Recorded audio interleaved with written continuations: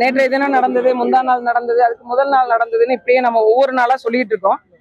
குறைஞ்ச காலமா நான் பாக்குறேன், ஒரு கட்டவிழ்த்து விடுக்கப்பட்ட ஒரு ஒரு ரவுடிச முறை இருக்கிற மாதிரியான காவல்துறை மேல சற்றும் ஒரு பயம் இல்லாத ஒரு சூழ்நிலையை தான் பாக்குறோம். தெருவுல பூந்து பகல் நேரத்துல நண்பர்களுக்குள்ள பிரச்சனைன்னு வெட்டி கொள்றதா சொல்றாங்க. அது ஒரு சாதி சண்டையா வெட்டி கொள்றாங்கன்னு சொல்றாங்க. ஒரு தெருக்குள்ள போய் ஒரு இருசக்கர வாகனத்துல போய் கண்ணில் பட்டவர்களை எல்லாம் வெட்டி கொள்றதா சொல்றாங்க. அப்ப இங்க காவல்துறை மீதான பயம் ஏன் போச்சு அப்படிங்கிற ஒரு பெரிய ஒரு நிலைமை இருந்தது. எல்லாவற்றிற்கும் என்ன காரணம்? நீங்க பெண்கள் மீதான பாலியல் கொடுமையா இருக்கட்டும், பெண்கள் மீதான சித்திரவதைகளா இருக்கட்டும், இல்ல இங்க நடக்கக்கூடிய கொலைகளா இருக்கட்டும், கொள்ளையா இருக்கட்டும், எது நடந்தாலும் அவங்கள நீங்க கூட்டு வச்சு காவல்துறை விசாரிக்கும் போது பாத்தீங்கன்னா அவங்க கஞ்சா போதையில இருந்தாங்க அப்படின்ற ஒரு பொதுவான ஒரு விஷயத்த முன்வைக்கிறாங்க.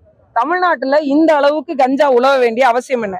ஒரு பள்ளிக்கூட மாணவனோட பையில போய் கஞ்சா பொட்டலம் இருக்கான்னு பரிசோதிக்கணும்ன்ற ஒரு நிலைமைக்கு நாம் தள்ளப்பட்டிருக்கோம்னா இது எவ்வளவு ஒரு கொடிய சூழ்நிலையை நோக்கி போயிட்டு இருக்கு அப்படின்றத மக்கள் புரிந்து கொள்ளணும். ஒரு காலத்துல ஒரு நேரத்துல எல்லாம் பாத்தீங்கன்னா காவல்துறை மீது ஒரு பயம் இருந்தது. இன்னைக்கு காவல்துறை கைது பண்ணா காவல்துறை அடிக்கிறாங்க. பெண் காவலர்களுக்கு பாதுகாப்பு இல்லை.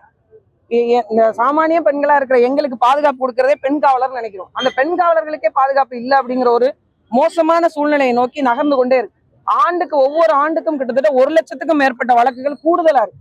கடந்த ஆண்டுக்கும் இந்த ஆண்டுக்குமே 70,000க்கும் மேற்பட்ட வழக்குகள் கூடுதலாக பதிவு செய்யப்பட்டிருக்கு. இது பதிவு செய்யறதுனே இவ்வளவு இருக்கு அப்படின்னா கிராமத்துல பஞ்சாயத்துல பைசல் பண்றது, வெக்கத்துக்கு மானத்துக்கு பயந்துகிட்டு வெளியில சொல்லாம இருக்கிறதுன்னு பல்வேறு நடவடிக்கைகள் போய்கொண்டே இருக்கு. இது அரசு இரும்பு கரம் கொண்டு அடக்கி இருக்கணும். இந்த சட்டத்தை கடுமையானதாக மாத்தி இருக்கணும்.